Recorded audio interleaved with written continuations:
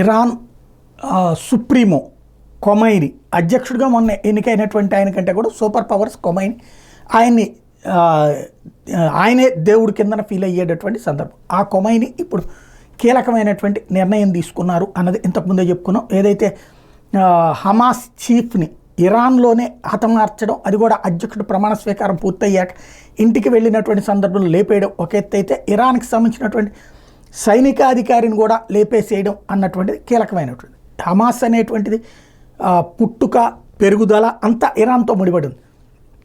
అట్లాంటి దాన్ని దెబ్బ కొట్టడంతో పాటుగా హౌతీలకి భారీ దెబ్బ కొట్టింది ఇజ్రాయెల్, హెజ్బుల్లాకి భారీ దెబ్బ కొట్టింది ఇజ్రాయెల్. ఒకేసారి వరుసగా, అంటే ఇంతవరకు అందరి దెబ్బలతో ఉక్కిరిబిక్కిరి అవుతున్నటువంటి ఇజ్రాయెల్ రివర్స్ అటాక్ చేసింది, సక్సెస్ అయింది. దీంతో ఇప్పుడు ఆగిపోతే కనుక ఆ ఉగ్రవాద సంస్థల భయాందోళనతో పారిపోతాయి.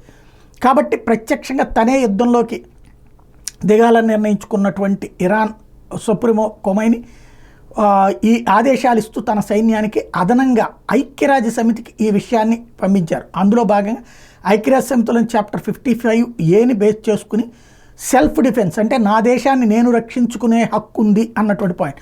వాస్తవంగా ఇదే కారణాన్ని బేస్ చేసుకునే హమాస్ వాళ్ళు ఇజ్రాయెల్ మీద దాడి చేసినందుకు ప్రతీకారం తీర్చుకుంటూ ఐక్యరాజ్య సమితికి చెప్తోంది ఇరాన్.